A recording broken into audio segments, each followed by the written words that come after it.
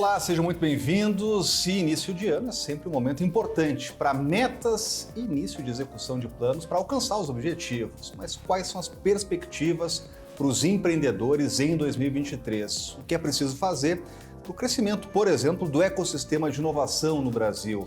Como startups podem ser desenvolvidas no país? Temas para a entrevista com Bruno Quick, diretor técnico do Sebrae, que está com a gente hoje aqui em A Entrevista. Uma honra. Seja bem-vindo aqui ao canal Empreender. Obrigado, Arengo. Agora, a gente sabe que início de ano é sempre o momento de estabelecer metas, iniciar a execução de planos e para os empreendedores que estão nos acompanhando, o que podem esperar desse ano de 2023? Bem, é um ano de, seguramente, muitos desafios, aliás, andam juntos desafios e oportunidades, né?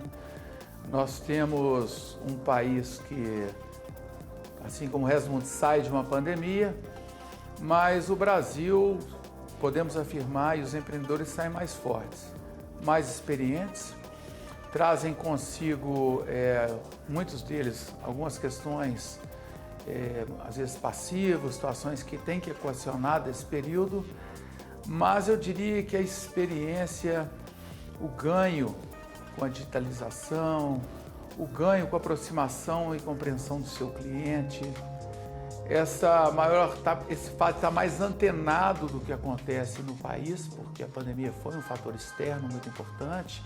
O Estado brasileiro foi muito importante em apoiar o empreendedor, em enfrentar. Então o empreendedor ele está ao menos encasulado, ele realmente se abriu para observar o seu entorno, mas principalmente para criar vínculo e estar mais próximo do seu cliente. Então ele entra esse ano mais maduro, e mais evoluído do ponto de vista do que devem ser as empresas hoje. O próprio Sebrae centrado no cliente, que é o empreendedor brasileiro. Então, eu acredito que o ano é um ano que vai trazer muitas oportunidades. Nós entramos com desemprego mais baixo, nós vencemos um pico de alta do desemprego, num país onde a renda das famílias corresponde a 2/3 do PIB. Então, no momento que a gente tem menos emprego e o próprio tecido de empreendedores está muito ativo nessa questão da dinamização da economia, promete ser um ano importante, com R$600 do Bolsa Família, enfim. Então, é um momento bom. Agora, o mundo ficou mais nervoso, as coisas estão acontecendo mais rápido, é um fenômeno que a própria digitalização impulsiona. Então, o empresário, assim como ele fez na época da pandemia, que ele se ligou mais no digital, se agora as vendas, os negócios presenciais são retomados, e a gente está vendo isso, até os grandes marketplaces, seus pontos físicos estão ganhando relevância. Então, o empresário, naquele momento, fixou muito essa ideia de que ele tinha que vender no digital, fazer negócio no digital. Talvez ele tenha esse movimento de voltar a ter a presença física é importante, mas ele tem que tomar cuidado para não se distanciar do seu cliente no digital, porque o digital está aí na vida das pessoas. Então essa coisa de perceber os movimentos, se o presencial está voltando nos negócios, cuidado para não desativar o digital naquilo que ele segue, ou ele até cresce como um fator de sucesso. É interessante a gente olhar para esse ano e ver oportunidades, desafios, mas é sempre interessante também, para olhar em perspectiva, fazer um pequeno balanço do que passamos, Nos últimos meses, últimos anos, quais foram os principais avanços, quais são os pontos para o empreendedor que precisamos ficar atentos aí em 2023? Olha, eu diria, a gente pode falar de muita externalidade, mas o grande desafio de qualquer pessoa é ele mesmo. A verdadeira competição, o verdadeiro desafio é a gente evoluir, superar as nossas próprias limitações. E no Brasil a gente tem um indicador que a gente chamava de sobrevivência das empresas, chamava de mortalidade, preferimos chamar de um dos indicadores de sucesso, são as empresas que sobrevivem os primeiros 2 anos, os primeiros 5 anos de vida. E o Brasil tem tido um desafio muito positivo nesse quesito. Então, em que pese o ambiente de negócio está melhorando, mais lento do que os empresários gostariam, mas está melhorando. Mas eu diria que o principal fator de sucesso e continua sendo um ponto de atenção dos empresários, é da sua própria preparação. Então, o empresário, para se lançar no universo, no Brasil hoje tem, no Simples, entre pequena, micro e microempreendedores individuais, nós temos mais de 22 milhões de empresas, nem todas ativas, mas temos 22 milhões de CNPJs. Então, não precisa dizer que a concorrência é intensa. E aí, se você não tem escala, se você não é grande, se você não tem escala, se você é pequeno, a grande pergunta é, o que te diferencia dos outros 21.999 como fator de sucesso? Esse é um... E aí, você volta à questão do empresário e da sua empresa. Então, eu diria que a principal coisa que o empresário tem que prestar atenção é o quanto ele está preparado, ele, enquanto gestor, dirigente, líder, aquele que é a face da empresa em muitos momentos, que a pequena empresa se confunde muitas vezes com seu sócio, não deveria do ponto de vista patrimonial, mas inevitável, mas o quanto ele está preparado, o quanto a sua empresa está preparada, a sua empresa ele tem os colaboradores, os processos ali da empresa, né? Mas também o quanto ele está bem inserido no mercado. Essas três camadas, o empresário deve prestar muita atenção. Eu acho que aquele empreendedor que deve se ver como empresário, ele precisa se ver como empresário, não é? Um médico se vê como médico, um engenheiro como engenheiro, um empresário precisa se ver como empresário. Ele se perguntar o quanto eu estou preparado, ter essa preocupação, quanto eu estou preparado, quanto cabeça, líder aqui no meu negócio, o quanto a minha empresa está preparada, aí são produtos, processos, tecnologias, né? Equipamentos, etc. E o quanto eu estou inserido no mercado, que vai desde um fornecedor de uma grande empresa, na cadeia de suprimento de uma grande empresa, como uma cafeteria que tem um mercado de nicho. Cada um tem que ter a sua própria estratégia. Então, esse é o principal ponto, né?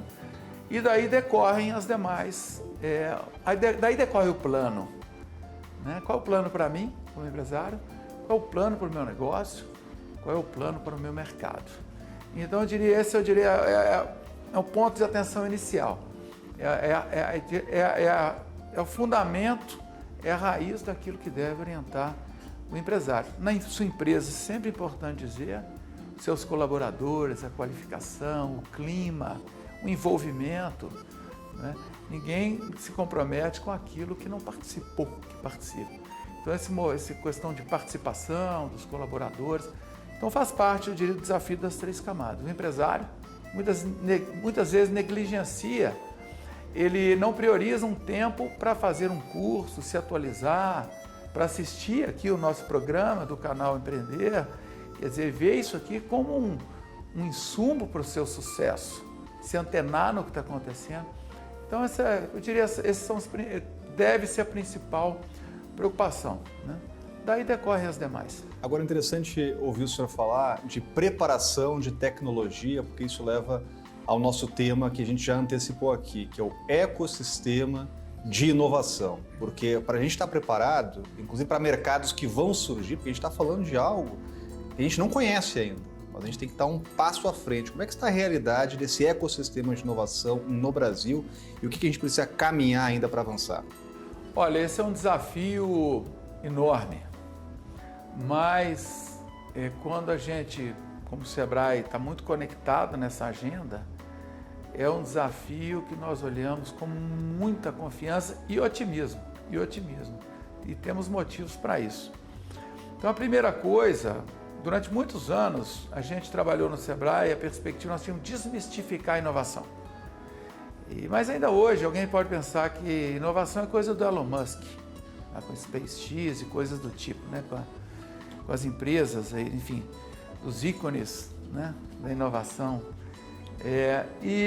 Mas a inovação está todo dia em todos os negócios. Acabamos de falar da pandemia, então o uso da rede social para fazer negócios, para muitas empresas, foi uma inovação enorme. Então, quando a gente olha para a inovação, eu diria, tem dois grandes grupos. O maior deles são as empresas de base tradicional, os restaurantes, as marcenarias, as clínicas, não é? As oficinas, e são as chamadas empresas de base tradicional, né? As lojas, enfim, de comércio, e as empresas de base tecnológica. E um dos desafios é fazer esses dois universos conversarem. Porque, na verdade, as empresas de base tecnológica, elas nutrem as empresas de base tradicional de inovação, de tecnologia, novos equipamentos, inovam processos, inovam interação com o mercado, inclusive através da comunicação. Então, o desafio é esse. Agora, num país do tamanho do nosso, né, com os nossos 5.570 municípios, com realidades tão diferentes, né, da campanha gaúcha até lá o nosso Amazonas, lá o vale lá do Tapajós e coisas do tipo, não tem uma resposta só. Então, quando a gente fala em ecossistema, a gente, na verdade, tem uma rede de ecossistemas. E aí o que a gente notou no Brasil é uma grande desarticulação, não só a desarticulação nacional, mas uma desarticulação nos territórios aonde esses ecossistemas atuam, não é? Então a gente buscou, nós, Sebrae, atuarmos como integrador dos ecossistemas. Hoje nós já trabalhamos, se eu não me engano, com 132 ecossistemas no Brasil, onde tem aceleradoras, incubadoras, centros tecnológicos, universidades, entidades empresariais, investidores, grandes empresas, pequenas empresas, startups, pesquisadores.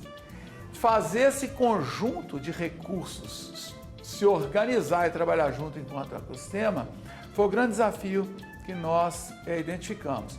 Então, por exemplo, nós nos aproximamos de uma entidade nacional chamada Amprotec, e que não por acaso o atual presidente é oriundo do Porto Digital, lá de Recife, que fez girar o ecossistema, é uma realidade hoje que é exemplo para o Brasil e para o mundo, né? Nós nos aproximamos dessas instituições, nós buscamos aprender com algumas delas, foram pioneiras, como o caso de Florianópolis. Florianópolis, o PIB de Florianópolis era administração pública e turismo, sazonal. Hoje, o PIB de inovação na ilha de Florianópolis, particularmente de TIC, de Tecnologia de Informação e Comunicação, já é maior que turismo e construção civil somados. Então, essa coisa é verdade, isso produz desenvolvimento, isso produz riqueza, não é? Então, a gente sai de um lugar maravilhoso que tinha uma atividade econômica sazonal e uma atividade econômica em torno do Estado, que não se sustenta, porque tem que ter quem paga imposto, gera riqueza e paga imposto. Então, a administração pública, inclusive, precisa disso, para uma realidade hoje de um nível de renda e riqueza espetacular, que beneficia, inclusive, a gestão pública, né?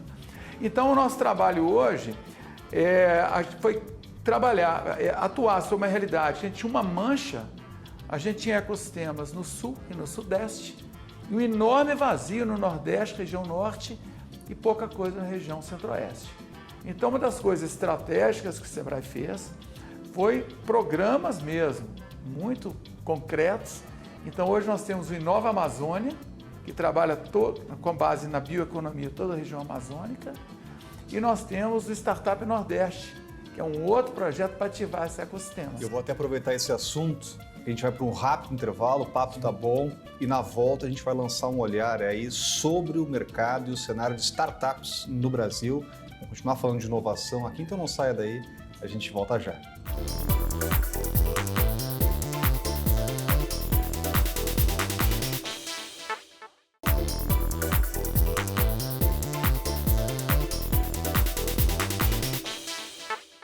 Voltamos com a entrevista, hoje entrevistando Bruno Quick, diretor técnico do Sebrae. A gente estava falando aqui sobre inovação, sobre cenários para 2023 e sobre uma realidade de startups, que não é mais novidade. Agora tem desafios, por exemplo, a integração desse país continental e dos ecossistemas. Como é que está a realidade hoje das nossas startups no Brasil? Olha, no Brasil teve um avanço enorme, hoje já se fala em mais de 20 mil startups no país, né? Houve um avanço importante na aproximação da academia, dos institutos de pesquisa deste mundo, Hoje nós temos no Sebrae, num único programa, mais de 1.000 projetos de pesquisa que já caminham para se tornar startup. Então aquela muralha que existia entre as universidades, a academia e o mundo dos negócios, isso está sendo vencido. Tivemos um avanço então bastante expressivo então do conhecimento vir para o mundo dos negócios que servem as pessoas, que servem ao meio ambiente, né? Mas nós temos ainda no marco regulatório também, o marco legal de startup, a lei de inovação, tivemos avanços importantes. A própria nova lei de licitações, a questão das contratações de inovação, de tecnologia avançou muito, mas nós temos ainda algumas agendas importantes que precisam ser vencidas. Uma delas é a questão ainda do investimento em inovação. O mundo inteiro tem subvenção para inovação. Os Estados Unidos, a meca da produtividade, o país mais produtivo do mundo, um país liberal, etc. As políticas públicas de inovação são muito presentes e o Estado, através das compras públicas, por exemplo, é um grande impulsionador dessas agendas. Então, nesse mundo da regulação e da presença do Estado, ela se faz importante. Então, há uma expectativa muito grande do fortalecimento das agendas e de orçamentos, seja de bolsas de pesquisa, sobretudo as aplicadas, mas seja também, por exemplo, através da FINEP, tem feito um belíssimo trabalho, esse negócio de financiamento e mesmo investimento em fundos perdidos de pesquisa estratégica para o país. Mas tem uma questão muito real de mercado, que é a questão da inovação aberta. Isso está avançando, mas pode avançar muito mais. É uma agenda real, esse ano vai estar na nossa prioridade, que são as grandes empresas fazendo contratação tecnológica, contratação de inovação. As grandes empresas fazendo o que se chama de inovação aberta. As grandes empresas mapeando as suas necessidades ou dores, aquelas que já não são supridas por serviços ou produtos convencionais, sobretudo no processo de eficiência, de sustentabilidade, agora na ESG, né? E no processo de diferenciação, e elas conversando com as startups e produzindo inovação no seu negócio, contratando pequenas empresas inovadoras. Então essa é uma questão. E a outra muito importante, que é de fato a questão do investimento de risco. O Brasil viciou em financiar título de governo. Então, é um país que basicamente drenava recursos da sociedade, mesmo das empresas, para financiar a dívida pública. Na medida que o país se moderniza e parte com um projeto de desenvolvimento, então oferecer à sociedade alternativas. Então, hoje a gente tem grandes fundos de investimento, o Brasil popularizou, hoje, profissionais liberais, empresários, servidores públicos, quer dizer, o mesmo cidadão comum hoje, muitos deles têm investimento em carteiras de investimento, essa coisa se popularizou no Brasil. Então, nós vamos fazer agora é que nessa estrutura de mercado de capitais, nós tenhamos nos portfólios de investimento uma fonte que possa irrigar esse universo de startups, para onde aquelas que têm projetos, que têm potencial, possam encontrar capital. Então, nós temos hoje, eu diria, um desafio no mercado. Então, tanto o poder público, que recentemente teve autorização para contratar soluções inovadoras de forma muito prática, isso hoje é uma realidade para municípios, estados e o próprio governo federal, só que isso hoje está numa escala ainda muito reduzida, ainda quase em caráter piloto. Então, aumentar essa participação do Estado no mercado de contratação de inovação, que chega nas startups, e as empresas privadas. Isso é um grande mercado. Então, as empresas tinham área de compra, toda grande empresa tinha uma área de compra, né? Hoje precisa de ter uma área de compra de inovação. Isso abre um mercado muito grande. E para que a gente possa dar musculatura a essas startups, que são as provedoras de solução, para essas dores todas, setor público, setor privado, mesmo terceiro setor, a gente precisa de investimento. Então, o Sebrae, hoje, para, de certa forma, ajudar, nós primeiro colocamos o nosso fundo de aval junto com a FINEP, 80 milhões de Sebrae, 80 milhões da FINEP, para que nós possamos alavancar 1 bilhão de crédito da FINEP. A FINEP tem recurso a fundo perdido, é a financiadora nacional de pesquisa. Então a gente precisa, na verdade, ter condições como essa, mas também, no nosso caso do Sebrae, nós lançamos um programa chamado Catalisa ICT, um outro programa chamado Inova Amazônia, que eu comentei, e um outro chamado Startup Nordeste, onde nós buscamos suprir um pouco da falta de capital e de investimento, oferecendo bolsas para startups que passam por um edital e que apresentam projetos não só com potencial de virar negócio, se viabilizarem, não é?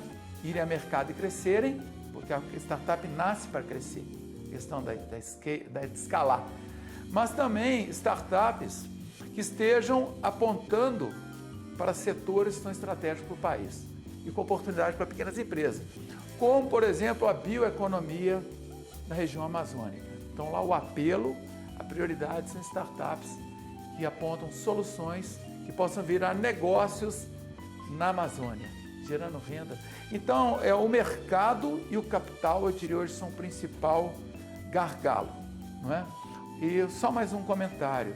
E o Brasil criou a primeira Inova Simples, que nos moldes do que a pequena empresa fez, onde demoravam 156 dias, alguns anos atrás, para abrir empresa no Brasil, em média, hoje a média nacional é de 23 horas. Então o Brasil criou uma infraestrutura compartilhada entre União, Estados e municípios, o Sebrae apoiou muito nisso, treinamento, infraestrutura, sistemas, e dentro desse sistema tem hoje o Inova Simples, que é uma possibilidade de startup abrir uma empresa, né, e o risco é muito alto, testar essa startup e abrir com muita simplicidade, agilidade e baixo custo, e se não der certo, poder abaixar também. Então, o Brasil avançou muito nos marcos regulatórios. Agora a gente precisa botar essas políticas para rodar em escala. Elas estão rodando, mas precisam ganhar escala. E aí os ecossistemas são uma plataforma para mobilizar as startups, selecionar aquelas que vão dialogar com essas oportunidades e dar suporte.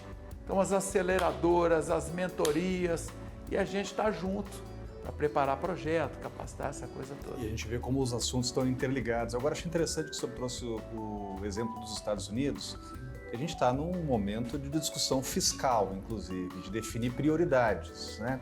E quando o senhor fala da importância do investimento até estatal, da prioridade para a inovação, é importante a gente lembrar por que priorizar a inovação numa discussão ampla, né? Qual é a consequência disso? Quando se prioriza inovação, inclusive com liberação de crédito, de desoneração, né? Quando se prioriza, qual é o resultado? É geração de emprego? É criação de mercado?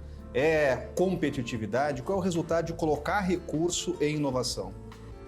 Bem, eu diria que a inovação ela é a grande propulsora, a mola da expansão da economia através de dois fatores fundamentais. Sobretudo o país quer se reindustrializar ou frear, reverter um processo de desindustrialização, que está na fala do presidente Lula, está na fala do ministro e vice-presidente Geraldo Alckmin.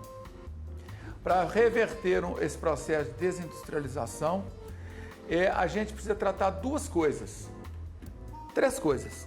Duas levam à terceira. Primeiro, a produtividade. Segundo, a diferenciação, que invariavelmente leva a uma agregação de valor. Então, através da inovação, é que nós vamos migrar de uma economia ainda fortemente baseada em consumo de bens e serviços de baixo valor agregado, não é? E de commodity. Então, a balança externa, commodity. Mercado interno, baixo valor agregado. E migrar para uma economia moderna, de consumo de bens e serviços de alto valor agregado, que quase invariavelmente apontam para quesitos de sustentabilidade. Normalmente os produtos e bens e serviços de baixo valor agregado, eles não incorporam a ESG, chamada ESG, não é? Os requisitos de sustentabilidade ambiental, social e de governança. Então a migração tanto no mercado e no mercado externo. Nós passamos de uma economia de exportação muito carregada ainda em commodities para uma exportação de bens e serviços que tenham agregado aqui no Brasil postos de trabalho, atividades, empresas de alto valor agregado, gerando renda aqui, gerando PIB no Brasil. Então, é muito importante, porque é uma estratégia de indução de desenvolvimento muito forte. Não é? Então, a gente pega um país que tem 2/3 do seu PIB gerado no mercado interno, consumo das famílias, de serviços e produtos de baixo valor agregado, da exportação, de novo, commodity, baixo valor agregado.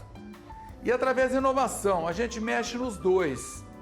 E os dois se impulsionam mutuamente, onde a exportação com alto valor agregado, com agregação de valor, ela pressupõe atividade de serviços agregado à indústria no Brasil, uma indústria mais competitiva, mais moderna e altamente produtiva, porque nós vamos concorrer com a indústria lá fora, nós vamos industrializar produto aqui.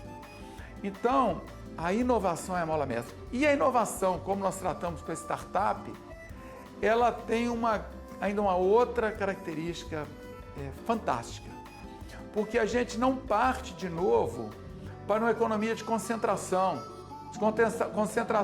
de oportunidades em algumas grandes empresas exportadoras brasileiras. A gente cuida da exportação, ao mesmo tempo que a gente amplia a produtividade, não é?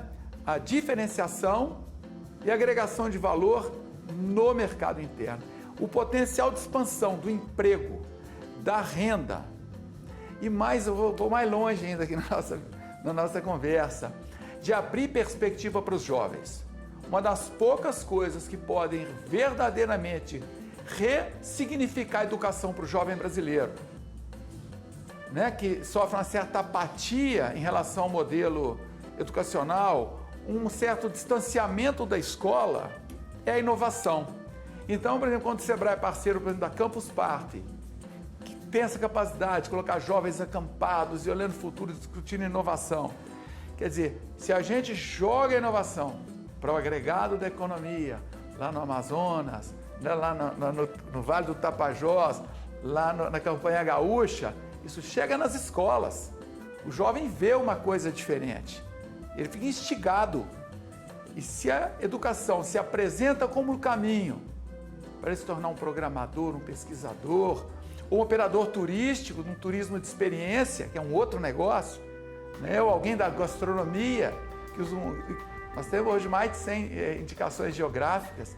Se a gente não consegue ver, porque é muita coisa, mas se a gente conseguir ver o que está acontecendo no Brasil, com ingredientes locais, com indicação geográfica, de uma comunidade que se transformou e vai para uma culinária, uma gastronomia de experiência, de um jovem que optou por trabalhar com gastronomia.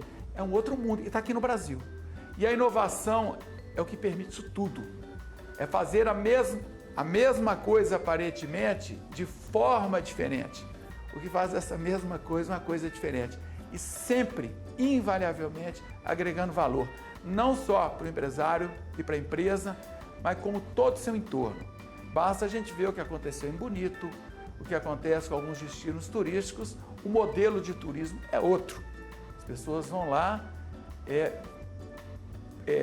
viver uma história naquele lugar e a relação é outra e a disposição em gastar, né, ou investir naquele momento de vida vira renda, vira investimento lá, vira estudo, as pessoas querem aprender mais para fazer diferente. De novo aquela coisa lá do começo, como é que está o empresário, como é que está a empresa, como é que está o mercado. A inovação é esse vento, né, que transforma isso tudo. E com certeza um assunto muito rico para a gente voltar a conversar aqui no canal Empreender. Eu quero deixar já um convite para nova entrevista aqui no canal Empreender, porque são assuntos que a gente precisa jogar luz, discutir, que são importantíssimos aí para o futuro do país e, é claro, para os nossos empreendedores. Muito obrigado, diretor técnico do Sebrae, Bruno Quick, e até a próxima. Obrigado, Orengo. Até a próxima. Obrigado pelo convite. E principalmente um agradecimento a você que nos acompanhou, deixando também um convite para você acompanhar as próximas entrevistas aqui no canal Empreender. Até mais, um grande abraço.